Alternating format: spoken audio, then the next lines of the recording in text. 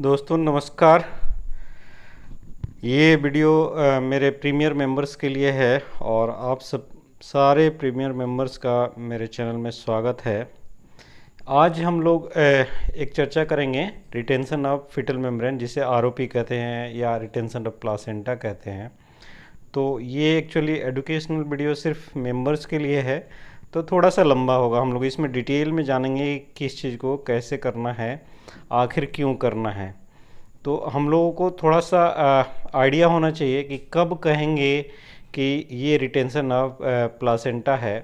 तो गायों में अगर देखा जाए तो कम से कम 24 घंटे तक प्लासेंटा जब बाहर नहीं आता है तब उसे माना जाता है कि ये रिटेंशन ऑफ प्लासेंटा है।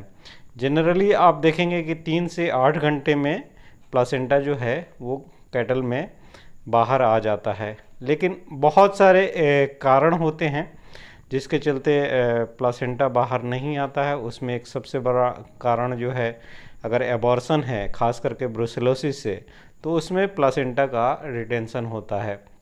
या माइकोटिक एबॉर्शन हुआ है, यानी फंगल ओरिजिन का एबॉर्शन है। आजकल जैसे बरसात चल रहा है तो जनरली अगर चारा गीला होता है या भूसा सड़ जाता है तो उसमें फंगल ग्रोथ होता है और वो बहुत हाई लेवल में एबॉर्शन कराता है, तो वहाँ भी आपको रिटेंशन ऑफ प्लासेंटा मिलेगा। जो मेजर थंब रूल में माना जाता है, जो कॉज माना जाता है, उसे हाइपोकैल्सीमिया या मिल्क फीवर कहते हैं। यानी कि एनिमल में जब मिल्क फीवर होता है तो वहाँ जनरली रिटेंशन ऑफ प्लासेंटा होता है, क्योंकि कैल्शियम जो है वो प्लासेंटा को एक्सपेल आउट करने के लिए मदद करता है। तो अगर एनिमल हाइपोकैल्सीमिक है या उसकी उम्र ज़्यादा है, ओल्ड एज है, जैसे जैसे एज बढ़ता है वैसे वैसे होता क्या है कि जो हड्डियों से कैल्शियम निकलता है उसकी रफ्तार कम हो जाती है एज बढ़ने के चलते। ऐसा इसलिए होता है कि जो हड्डियों से निकालने वाला, कैल्शियम निकालने वाला जो रिसेप्टर होता है, वो उसकी संख्या जो है बुढ़ापे के साथ कम होती जाती है। इसलिए जो उम्र दराज जानवर होता है, जिसकी उम्र ज़्यादा होती है, उसमें हाइपोकैल्सीमिया अक्सर देखने को मिलता है पार्चुरेशन के बाद। तो एक ओल्ड एज हो गया या मिल्क फीवर या हाइपोकैल्सीमिया, इन कंडीशन में आपको रिटेंशन ऑफ प्लासेंटा मिल सकता है। इसी तरह से अगर जहाँ पे बच्चा दिया है और उसमें बहुत ज़्यादा इन्वायरमेंटल टेम्परेचर हाई है, यानी गर्मी के दिनों में आपको रिटेंशन ऑफ प्लासेंटा ज़्यादा केसेस मिलेंगे। तो इन चीज़ों को आपको ध्यान देना होगा कि ये सारे फैक्टर जो हैं रिस्पॉन्सिबल है। जब आप इन फैक्टर्स के बारे में सोचेंगे तो वैसे उसी तरह से आप टारगेट भी करेंगे। या आपने उसमें पार्चुरेशन इंड्यूस किया है, कभी कभी इंड्यूस करना पड़ता है हम लोगों को, तो अगर आप पार्चुरेशन इंड्यूस करेंगे तो भी रिटेंशन ऑफ प्लासेंटा होता है और उसमें मेट्राइटिस भी होने के चांसेस ज़्यादा रहते हैं। साइंटिफिकली अगर देखा जाए तो दो चीज़ें हैं, एक तो यूट्रस का कंट्रैक्शन है और दूसरा डिटैचमेंट ऑफ प्लासेंटोम है। तो ऐसा लगता है कि कंट्रैक्ट यूट्रस नहीं कर रहा होगा इसलिए प्लासेंटा नहीं आ रहा है, बट ये साइंटिफिकली प्रूवन है कि जो प्लासेंटोम का डिटैचमेंट है वो ज़्यादा रिस्पॉन्सिबल है। और दो चीज़ें होती हैं, एक कॉर्टिसोल लेवल और एस्ट्राडियोल लेवल। तो जिन कैटल्स में कॉर्टिसोल लेवल पार्चुरेशन का टाइम बहुत ज़्यादा रहता है और एस्ट्राडियोल का लेवल लो रहता है, या आप कह लीजिए कि PGE2 PGF2 alpha ratio disturb रहता है, उनमें रिटेंशन ऑफ प्लासेंटा ज़्यादा होता है। तो ये सारे तो हो गए कि फैक्टर्स हैं। अब देखना है कि ये कितना प्रॉब्लमेटिक है। अगर रिटेंशन ऑफ प्लासेंटा हो गया है तो क्या ये जानलेवा है। ज़्यादातर पशुपालक बहुत परेशान हो जाते हैं, उनको लगता है कि 24 घंटे तक प्लासेंटा नहीं डाला है, जेर नहीं डाली है, तो इसका मतलब इसको खतरा हो जाएगा। बट ऐसा होता नहीं है। 2 से 11 दिन तक जेर जानवर डाल सकता है और मोस्ट ऑफ द केसेस में इसमें इन्फेक्शन नहीं होता है। अगर वहाँ रह भी जाता है तो खुद प्लासेंटा सड़ता है, उससे बदबू आता है, तो ऑनर को बहुत परेशानी होती है और उसको लगता है कि जो जानवर है वो ख़राब हो जाएगा। लेकिन आपको मैं बता दूं कि ज़्यादातर केसेस में मैनुअल रिमूवल के लिए सबसे पहले लोग चले जाते हैं, विभिन्न 24 घंटे के बाद भी पहले ही। तो वो प्रैक्टिस बिल्कुल गलत है। हाथ से प्लासेंटा नहीं निकालना चाहिए, क्योंकि एक बार अगर आपने हाथ से निकाल दिया तो उस केस में मेट्राइटिस, मास्टाइटिस और कीटोसिस होने के चांसेस बहुत ज़्यादा बढ़ जाते हैं। लेकिन हाँ, आपको देखना है कि प्लासेंटा के चलते गाय को प्रॉब्लम हो रहा है कि नहीं। अगर वो चारा सही से खा रही है, उसकी एक्टिविटीज सही है, यानी कि सड़ने के बाद भी उसमें टॉक्सीमिया नहीं हुआ है। कुछ केसेस में इन्फेक्शन होगा, वहाँ टॉक्सीमिया होगा, फिर आपको सिस्टेमिक साइन मिलेगा। तो जब सिस्टेमिक साइन मिलेगा यानी कि वो खाना पीना छोड़ देती है, वहाँ पे आपको सीरियस होना है और उसमें एंटीबायोसिस करना है और वहाँ प्लासेंटा निकालना ज़रूरी हो जाता है। अदरवाइज जितना हो सके उतना अवॉइड करना चाहिए और प्लासेंटा को हाथ से नहीं निकालना चाहिए। तो ये तो हो गया कि आपको हाथ से प्लासेंटा नहीं निकालना है। आप दवाओं से कैसे निकाल सकते हैं, ये हम लोगों को जान लेना चाहिए।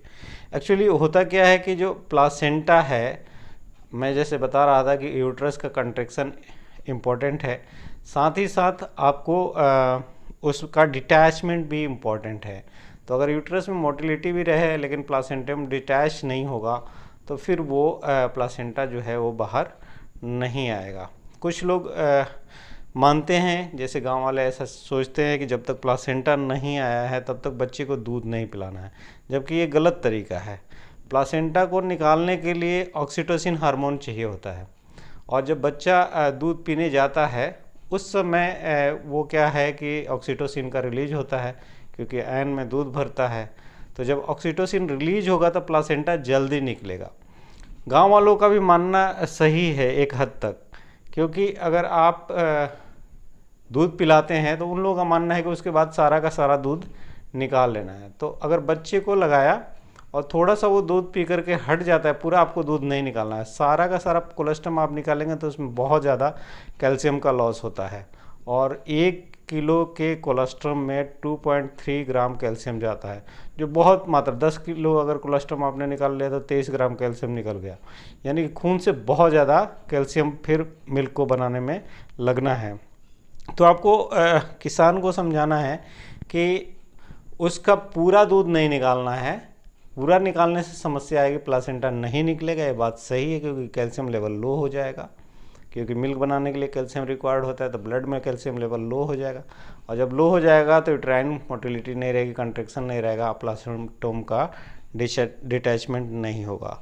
तो ट्रीटमेंट में भी एक तो ऑक्सीटोसिन आपको देना है, और ऑक्सीटोसिन का जो डोज है वो 20 से 40 यूनिट आप दे सकते हैं। 5 यूनिट 1 ml में रहता है, तो आप कैलकुलेट करके फिर उसको ऑक्सीटोसिन लगा सकते हैं। दूसरा जो थंब रूल है, जब भी रिटेंशन ऑफ प्लासेंटा होता है तो हमेशा उस एनिमल में हाइपोकैल्सीमिक मान के चला जाता है, तो वहाँ पे आप ओरल कैल्शियम देना होता है। ओरल कैल्शियम में भी 2 तरह के आते हैं, एक कैल्शियम जेल जो आता है कैल्शियम क्लोराइड के नाम से आता है, दूसरा कैल्शियम प्रोपियोनेट आता है। तो जेल ही आपको देना है, नॉर्मल वाले जो कैल्शियम सिरप आते हैं उनको रिकमेंड नहीं करना है। कैल्शियम क्लोराइड का थोड़ा सा साइड इफ़ेक्ट होता है, ये कोरोसिव होता है, तो मुंह में जब उसको पिलाते हैं तो इरोजन करता है, तो फिर एनिमल खाना पीना छोड़ देता है, बट इसका इफ़ेक्ट बहुत क्विक आता है। तो 300 ग्राम का जो कैल्शियम क्लोराइड आता है उसको एक बार आप पिला देंगे तो फिर उसमें प्लासेंटा निकलने के चांस ज़्यादा रहेंगे। अगर रिसेंटली आप देखेंगे तो मार्केट में कैल्शियम क्लोराइड के जो साइड इफ़ेक्ट था उसको ओवरकम करने के लिए कैल्शियम प्रोपियोनेट का प्रिपरेशन आ गया है, जेल ही आता है। वो लोग 2 तरह से ब्रांडिंग करते हैं कि एक तो आयनाइज कैल्शियम है, दूसरा एनर्जी है, बट प्रोपियोनेट उसमें एनर्जी देता है नो डाउट, बट मेन उसका जो यूज़ है वो आयनाइज कैल्शियम का है। तो आयनाइज कैल्शियम के लिए रिसेप्टर की ज़रूरत नहीं होती है और कैल्शियम जो है इमिडिएटली एब्जॉर्ब हो जाता है। तो प्रोपियोनेट देने से मुंह में इरोजन नहीं होता है, तो एपेटाइट नहीं जाता है या छाले नहीं पड़ते हैं, तो वो उसका एक बेनिफिट है। लेकिन उसका एब्जॉर्प्शन स्लो होता है, जिस लेवल में क्लोराइड एब्जॉर्ब होता है जितना क्विकली, उस तरह से उसका इफेक्ट नहीं आता है। तो आप देखेंगे कि जो प्रोपियोनेट होगा 500 ml का आता है और उसका 500 ml आपको पिलाना होता है। तो 2 चीज़ हो गया, एक कैल्शियम, दूसरा ऑक्सीटोसिन आप ट्रीटमेंट के लिए यूज कर सकते हैं। ये दोनों फर्स्ट आपको ट्राई करना चाहिए। अगर यहाँ से काम नहीं बनता है तो आप एस्ट्राडियोल दे सकते हैं, और एस्ट्राडियोल का लो डोज देते हैं, 2 mg एस्ट्राडियोल देते हैं, और उसके साथ में आप PGF2 अल्फ़ा दे सकते हैं, यानी कि क्लोप्रेस्टेनॉल का 500 mg और 2 mg एस्ट्राडियोल देंगे तो जनरली प्लासेंटा जो है बिना हाथ लगाए बाहर आ ही जाता है। इवन ये जो ट्रीटमेंट है PGF2 अल्फ़ा और एस्ट्राडियोल का, PGF2 अल्फ़ा आप लोग जानते होंगे, ल्यूट्रलाइज के नाम से आता है, क्लोप्रोस्टेनॉल कई नामों से अलग अलग नाम से ब्रांड किया आता है, तो उसका 500 mg और 2 mg एस्ट्राडियोल का अगर आप लगाते हैं तो medicinally most of the cases में कैल्शियम और आप ऑक्सीटोसिन दे ही चुके हैं, आप देखेंगे तो प्लासेंटा जो है वो बाहर आ जाएगा, आपको हाथ नहीं लगाना पड़ेगा। एक बार अगर आपने हाथ लगा दिया तो उस गाय में पूरे दूध पे आना तो नहीं ही है, क्योंकि कुछ ना कुछ इन्फेक्शन हो ही जाता है। एक और चीज़ है, जैसे गांव वाले कहते हैं कि जो प्लासेंटा लटका हुआ है उसे लटके रहने देना चाहिए, उसमें कुछ बांध दो, ये सारी चीज़ें गलत है। वो आप उसे ट्रिम कर सकते हैं, काट सकते हैं, उसके वजन से प्लासेंटा निकलने से कोई लेना देना नहीं रहता है। तो अगर आप उसको ट्रिम कर देंगे तो वहाँ हाइजीन रहेगा, इन्फेक्शन नहीं होगा, और जबकि आपको जो किसान है वो बिल्कुल मना करेगा, उसमें चप्पल बांध देता है, लकड़ी बांध देता है, कहता है कि इसको लटके रहने देना है। तो ये गलत प्रैक्टिस है, इसको आप लोगों को, गांव वालों को करने से मना करना चाहिए। दूसरा, गांव वाले पूछते हैं कि एक बार इसको बार बार रिटेंशन ऑफ प्लासेंटा हो रहा है, तो इसको कैसे मैनेज कर लें या प्रिवेंट कैसे करें।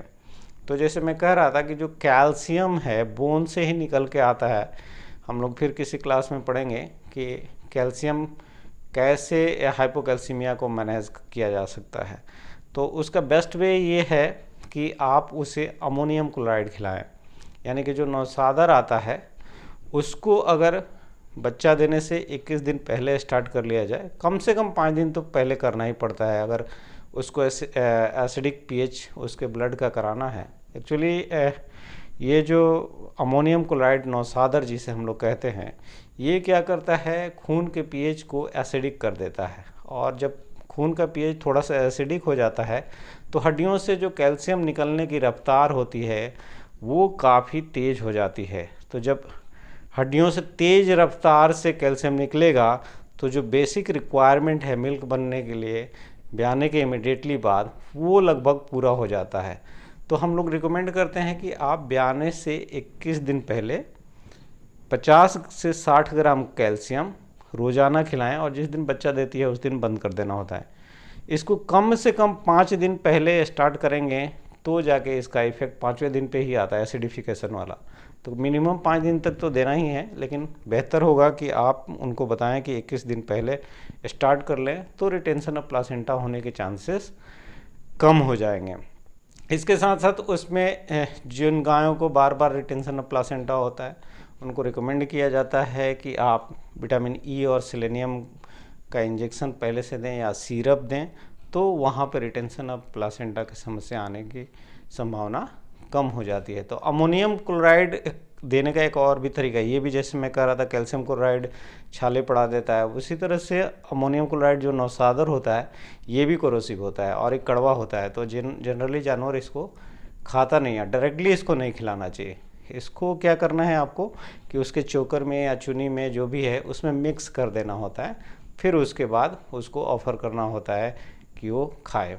तो इस तरह से वो खा भी लेगा और उसके मुंह में इसके चलते कोरोजन या इरोजन भी नहीं होगा, छाले भी नहीं पड़ेंगे, तो इसके साइड इफ़ेक्ट आपको देखने को नहीं मिलेंगे। कभी कभी किसान पूछता है कि हमें पता नहीं है, तो मैक्सिमम कितना दिन तक नौसादर खिला सकते हैं, तो आप मैक्सिमम 45 दिन तक नौसादर खिला सकते हैं, इससे ज़्यादा नौसादर नहीं खिलाना चाहिए। इसके साथ साथ जो हर्बल प्रोडक्ट्स आते हैं जो इकबोलिक होते हैं, जो मतलब कि कहा जाता है कि ट्रेंड क्लिंजर होते हैं, उनका भी आप इस्तेमाल करके रिटेंशन ऑफ प्लासेंटा को ट्रीट कर सकते हैं और विदाउट मैनुअल मैनिपुलेशन के प्लासेंटा आ सकता है।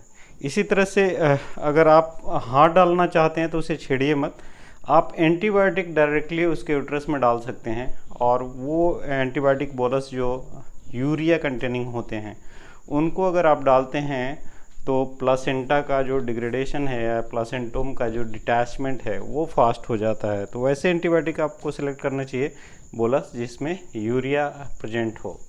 तो ये तो हो गया कि आपको प्लेसेंटा कैसे मैनेज करना है। अगर कोई गाय रिटेंशन ऑफ प्लेसेंटा के बाद टॉक्सीमिया में आ गई है, यानी कि उसमें सिस्टेमिक साइन आपको आने लगा है, वो खाना पीना छोड़ दी है, तो वहाँ पे आपको एंटीबायोटिक इस्तेमाल करना होगा। और जो एंटीबायोटिक यूज़ किया जाता है यूट्रस के लिए और रिटेंशन ऑफ प्लेसेंटा में जहाँ पे टॉक्सीमिया है, उसके लिए बेस्ट एंटीबायोटिक सिप्टियोफर माना जाता है। अगर सिप्टियोफर किसान को महंगा लग रहा है तो आप फ्लोरोकिनोलोन पे भी शिफ्ट कर सकते हैं, यानी कि इंडोफ्लॉक्सासिन का आप इस्तेमाल कर सकते हैं। तो ये एंटीबायोटिक आपको देना होगा। और टॉक्सीमिया में है तो आप वहाँ फ्लूनिक्सिन, मैग्लोमिन जैसे फिनाडाइन आता है, मैग्लूडाइन आता है, तमाम तरह की दवाएं हैं जिसमें फ्लूनिक्सिन होता है, उसका इस्तेमाल कर सकते हैं। और हर्बल आप वहाँ पे एक्बोलिक इस्तेमाल करें, फिर वो सिस्टेमिक साइन डाउन हो जाएगा और वहाँ पे आपको मैनुअली प्लासेंटा को निकाल देना चाहिए। तो फिर वो एनिमल जो है वो इमीडिएटली रिकवर होने लगता है। तो इन सारी चीज़ों को अगर ध्यान दिया जाए और जो मैं अप्रोच बता रहा हूँ उस तरह से अगर आप चलते हैं तो आरओपी का केस मैनेज भी हो जाएगा और आगे वो गाय जो है या भैंस है वो प्रोडक्टिविटी में भी रहेगी और किसान को लाभ भी होगा। तो यहाँ इसमें अगर आप लोगों को कोई क्वेरी रहे तो आप लोग मुझे टेक्स्ट कीजिएगा, फिर मैं आपको उसका आंसर बताऊंगा। तो मेरा सब्सक्रिप्शन लेने के लिए, प्रीमियर मेंबरशिप लेने के लिए आप लोगों को बहुत बहुत धन्यवाद। हम लोग रेगुलरली इस तरह से वीडियो बनाते रहेंगे। अगर आप लोगों को लगता है कि इस टॉपिक पे वीडियो बनाए तो आप हमें बताएं, हम 1 से 2 दिन में उस पर वीडियो बना के आप लोगों के लिए अपलोड कर देंगे। थैंक यू, धन्यवाद, नमस्कार।